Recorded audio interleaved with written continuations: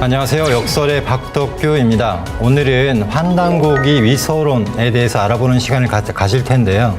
환단고기에 대해서 한쪽에서는 역사서다라고 이야기를 하고 다른 쪽에서는 역사서가 아니라 위서다라고 이야기를 합니다.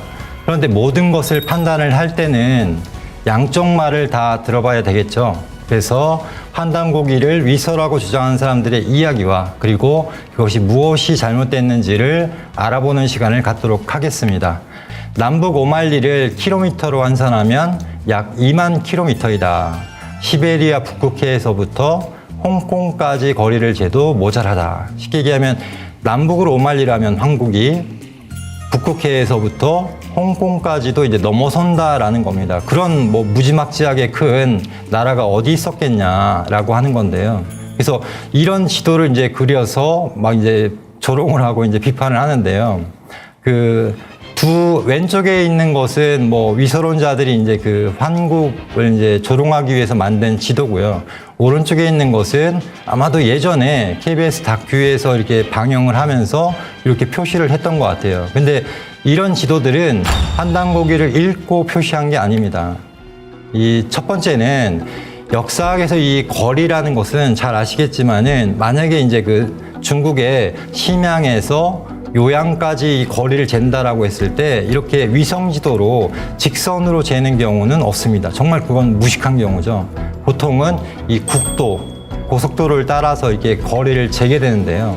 이 거리부터 이제 잘못된 거죠. 남북 오만리라고 해서 위성지도를 갖다 놓고 이렇게 거리를 잴 수는 없는 것이고, 환단고기에 보면은 이 12황국의 위치에 대해서 계략적으로 나와 있습니다. 주로 바이카로 동남쪽에 이제 있었다라는 것인데요. 이 12황국의 광역을 이게 그려보면은 오른쪽에 환단고기 역주본에는 이 12황국의 위치를 계략적으로 표시를 해놨습니다. 그래서 왼쪽에 있는 건 뭐냐면 진서사이전에 이 동이전을 보면은 여러 이제 동이의 이 고대 국가들을 표시를 해놨습니다. 그거에 이제 기초를 해서 보면 야옹국, 일윤국, 비리국, 구막항국이라고 하는 이 나라명이 12황국의 나라 이름과 일치를 합니다. 그래서 그 위치를 보면 바이카로 동쪽이라는 것을 알 수가 있습니다. 실제로는 바이카로 동쪽에서 이 서쪽까지 있는 것이죠. 자, 이 오만리에 대해서 한번 이렇게 살펴보겠습니다. 이 진서를 보면은 이 비리국에서 숙신이죠. 실제로는 비리국은 숙신의 서북쪽에 있는데 라고 해서 숙신에서부터 일군국까지 이제 가는 거리를 잰 게 나옵니다. 어떻게 쟀냐면 비리국은 숙신의 서북쪽에 있는데 말을 타고 200일, 야옹국은 말을 타고 50일, 구막항국은 100일, 일군국은 150일. 그래서 이걸 모두 계산하면 말을 타고 숙신에서 일군국까지 500일이 걸린다라는 거예요. 근데 실제 500일이라고 표시는 안 했습니다. 다만 거리를 합산해서 5만 여리를 가야 한다라고 한 겁니다. 그래서 제가 계산을 해보니까 5만 리라는 게 어떻게 나왔는가 봤더니 저는 마행일이라는 걸 알게 됐습니다. 그래서 말이 타고 간 거리를 하루에 간 거리를 100리로 계산을 한 것 같아요. 그래서 500 곱하기 100 하면은 5만 리가 되는 것이죠. 그래서 이 5만 리의 영역이 이제 오른쪽에 보시는 것처럼 아까 말씀드린 것처럼 비리국, 일군국, 개마국, 야옹국, 구막항국이라고 하는 5개의 나라를 움직이는데 500일이 걸렸으니까 이 거리가 5만 리라는 것입니다. 그러니까 실제로 이 소요된 시간을 보는 것이죠. 그래서 다시 정리를 하면은 이 실제 오만리라고 하는 거리를 어떻게 측정을 했는가 봤을 때 말이 하루에 가는 거리가 100리니까 500일을 갔을 때 5만리다라고 이렇게 계산을 했던 것입니다. 이제 고대의 이 거리 계산법이고요. 실제로 거리를 잴 때는 이 기리고차라고 해서 이 그림에 나와 있는 것처럼 말이 끄는 마차 뒤에 북을 이렇게 얹습니다. 그래서 말이 움직일 때마다 바퀴 수에 따라서 북이 이제 쳐지는데요. 그 북 쳐지는 걸 보면서 이제 얼마큼 갔구나 하는 걸 기록을 하게 됩니다. 이걸 기리고차라고 하는데 이것만 봐도 당시의 거리를 이 마차가 갈 수 있는 곳이 산가는 못 올라가잖아요. 그러니까 당시에는 사람이 다니는 길을 기준으로 해서 거리를 측정을 했던 것입니다. 지금과 마찬가지죠.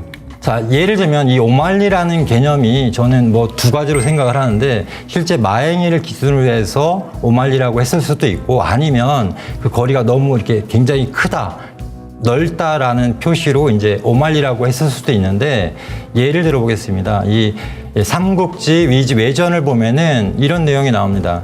이 외까지, 야마토 외까지 가는 거리를 잰 건데요. 그 나라의 서북방에 있는 구야한국, 지금의 이제 김해입니다. 과거에 이제 가야하고요.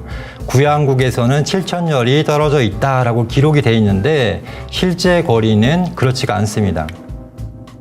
또 이 대마도에서 이 말로구까지 기록에는 2,000리 떨어져 있다라고 하는데요. 실제로 배가 가는 거리를 이렇게 계산을 해보면 실제 거리는 약 400리 밖에는 되질 않습니다. 약 5배를 사실은 길게 이렇게 표시를 한 건데, 이것은 아마도 이유가 있겠죠. 육지에서의 어떤 거리 개념하고 이 해상에서의 거리 개념하고 차이가 있겠지만, 옛날 사람들의 어떤 거리 개념은 지금과 굉장히 다르다라는 것을 알 수가 있습니다. 더구나 환국 같은 경우도 아마도 배달국 때나 그 이후에 이 환국의 영역이 뭐 남북으로 5만리고 동서 2만리다라고 기록을 했을 거기 때문에 그 거리 관념이 지금과는 굉장히 많이 달랐을 것이다라고 이렇게 추정을 할 수가 있습니다.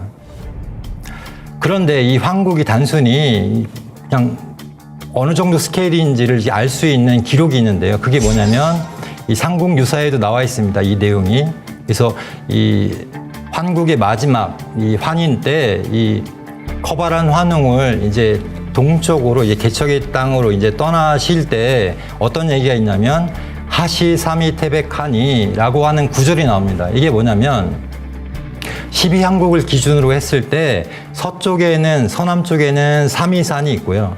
동남쪽에는 태백산이 있는 것입니다. 그래서 이 황국의 바깥이죠, 사실은. 그래서 동남과 서남의 경계를 지금 이야기한 게 바로 하시, 사미, 태백인데, 사미산과 이 태백산의 거리를 한번 보십시오. 그러니까 황국의 강역을 이 짧은 문장 하나에서도 알 수가 있는 것입니다. 지금 사람들이 말하는 것처럼 그렇게 적은 어떤 그 강역은 아니었다라는 것이죠.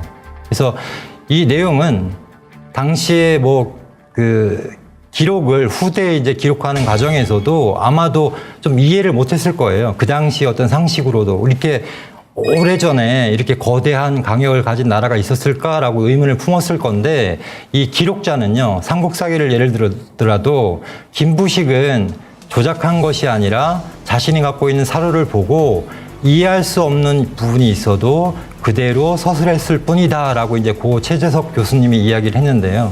삼국사기에도 사실은 조금 이상한 내용들이 나옵니다. 뭐 예를 들면은 뭐 노파가 갑자기 여우로 변했다 이런 내용도 나오고요. 뭐 죽었던 사람이 갑자기 뭐 살아났다 뭐 이런 내용도 나오는데, 그런 내용들도 김부식의 어떤 유교의 나름 합리적인 그런 사관으로는 이해가 안 되지만, 고대의 기록이 그렇게 전해져 내려왔기 때문에 그대로 쓸 수밖에 없는 것입니다. 그래서 지금의 어떤 가치관이나 어떤 역사 인식으로 고대의 어떤 기록들을 좀 평가하기가 어려운 부분들이 있습니다. 예를 들면 이 태백일사 우리 한국본기에 나와 있는 그 내용에 대해서도 역주본에서 뭐라고 이야기를 하냐면, 역사 상식으로는 고대로 갈수록 역사 강역은 좁게 마련인데 환단고기는 오히려 이제 더 넓었다고 하잖아요. 아까 말씀드린 것처럼. 그런데 이것은 어떤 지금의 어떤 통치 영역이라기보다는 정신 사상적으로 영향이 미치는 범위다라고 이렇게 추정할 수 있다라고 이 단서를 이렇게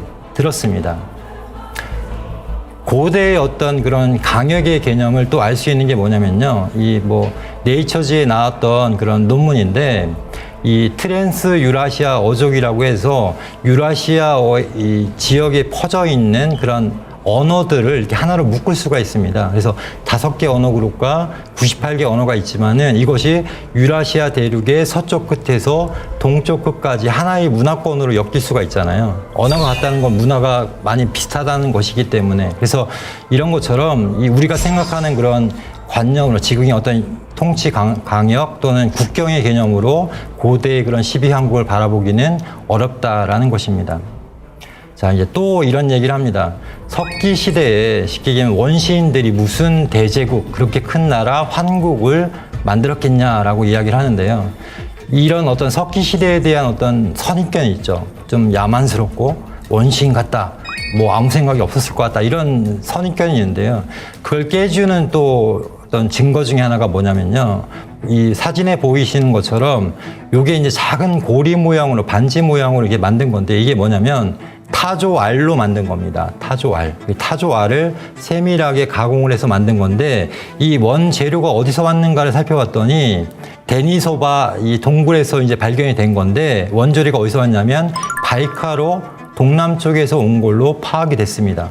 여기서부터 여기까지 이 거리가 어마어마하게 멀죠. 근데 이 석기 시대 5만 년 전에 사람들은 이 러시아의 위쪽에 이 데니소바 동굴에 있던 사람들이 쉽게 얘기하면 이쪽 몽골 쪽까지 와서 교류를 하면서 이 원재료를 구해다가 가공을 했거나 아니면 이 몽골 쪽에서 만든 것을 이제 구입을 해온 겁니다. 그러니까 석기 시대에도 이렇게 엄청난 거리를 두고 교류를 했다는 그런 근거가 되겠습니다.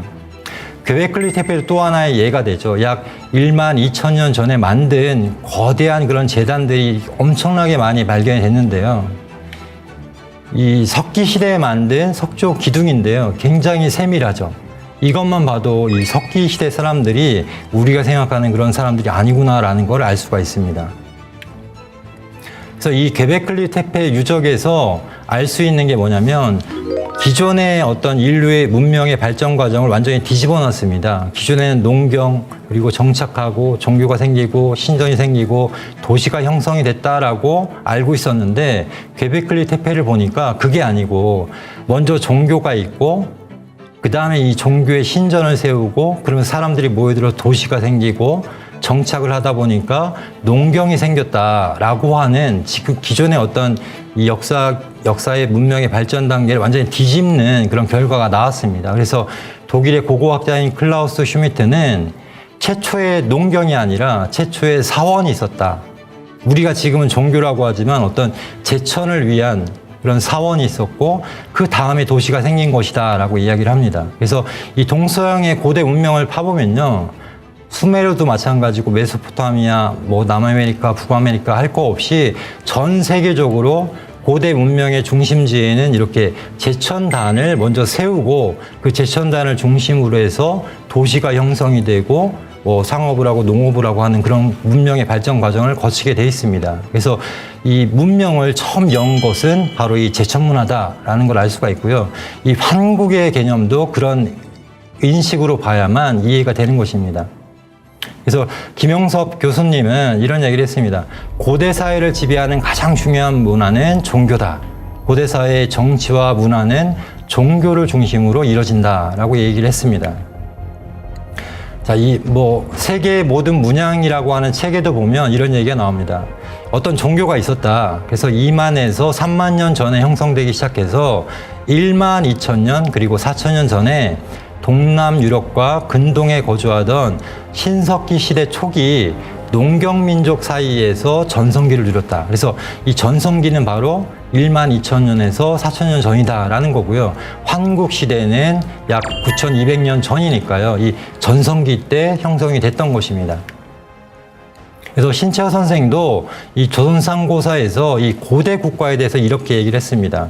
고대에는 종교와 정치가 구별이 없어서 제사장이 곧 정치상의 원수이고 종교가 전파되는 곳이 곧 정치상의 속지이다라고 했습니다. 그래서 이것을 근거로 해서 이 조선의 교화가 중국, 흉노 등의 각 민족에게 널리 전파되었음을 근거로 해서 이 정치상의 강력이 강대하였음을 알 수 있다라고 이야기를 했습니다.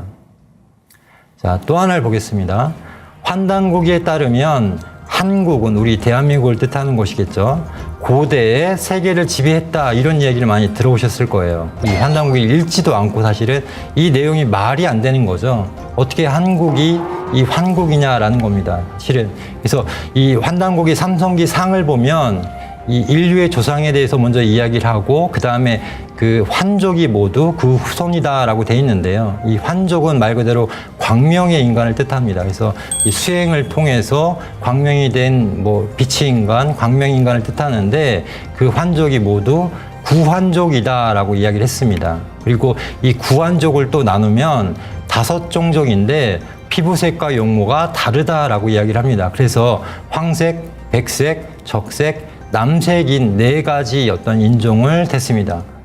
자, 만약에 한국 사람들이 그대로 한국인으로 됐다면 그 말을 해도 이해가 되겠지만 그게 아니고요. 이 환단고기 안에서도 이 구한족은 5종족이 있었다. 피부색과 용모가 달랐다라고 이야기를 합니다. 실제로 이 부산에 가거든가요? 거기에 고인돌을 발굴을 해보니까 이 독일인으로 보이는 유럽인종의 인골이 발견이 됐잖아요. 그러니까 굉장히 놀라운 사건이죠, 사실은. 저쪽 이 서유럽에서부터 이 동아시아 끝까지 이 교류를 했었고, 또 우리나라의 고대에는 이 우리나라 지금 우리가 살고 있는 그런 황인종, 우리 한국인뿐만이 아니라 여러 인종들이 사실은 살고 있었다는 게 굉장히 충격적이고 놀라운 사실인데, 이 환국도 마찬가지로 여러 종족, 인종이 같이 살았던 그런 나라인 것을 알 수가 있습니다. 그래서 한국이 고대 세계를 지배했다는 말은 사실은 말조차 이제 성립이 안 되는 그런 내용입니다. 이 환국은 6,000년 전에 이제 이 분화를 하기 시작합니다. 그래서 당시에 이제 기후변화 때문에 이 동서로 문명이 이제 분화가 되는데요.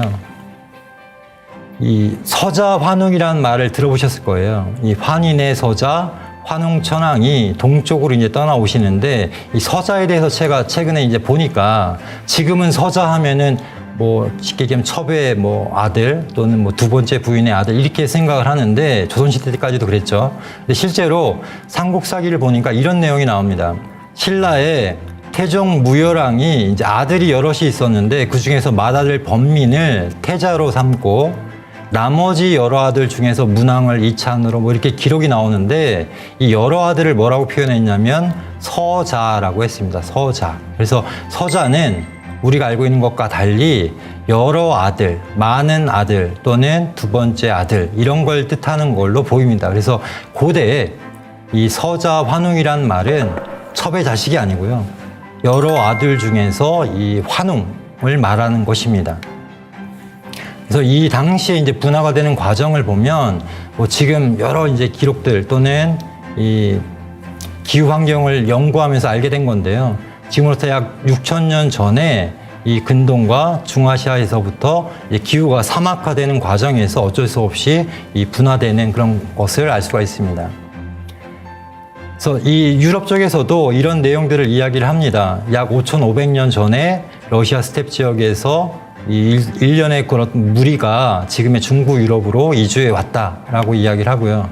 또 마찬가지로 다른 책에서도 5,500년 전에 러시아 스텝에서 이제 무리가 새로 왔다라고 이야기를 합니다. 이 우리가 오게 된 어떤 경과에 대해서 신철 선생은 조선상고사에서 이렇게 얘기를 합니다. 조선족이 최초의 환국이죠. 서방 파미르고원 혹은 몽고 등지에서 분화가 돼서 나왔다. 그래서 광명의 본원지를 찾아서 동쪽으로 온 것이다. 그래서 동방으로 나와서 불암산, 지금의 백두산을 바라보고 광명이 신이 쉬고 잠자는 곳으로 알고 그분의 토지를 조선이라 불렀다 해서 이제 조선도 광명의 뜻이다라고 해서 신철 선생은 분명하게 환국을 이야기하고 환국에서 동방으로 떠나온 사람들에 의해서 우리 역사가 시작이 되었다라고 이야기를 했습니다. 오늘은 이렇게 환단고기 위서론과 그 주장을 들어보고요. 그걸 또 비판하고 무엇이 잘못됐는지를 알아보는 시간을 가졌습니다. 다음 시간에 계속해서 말씀을 드리도록 하겠습니다. 감사합니다.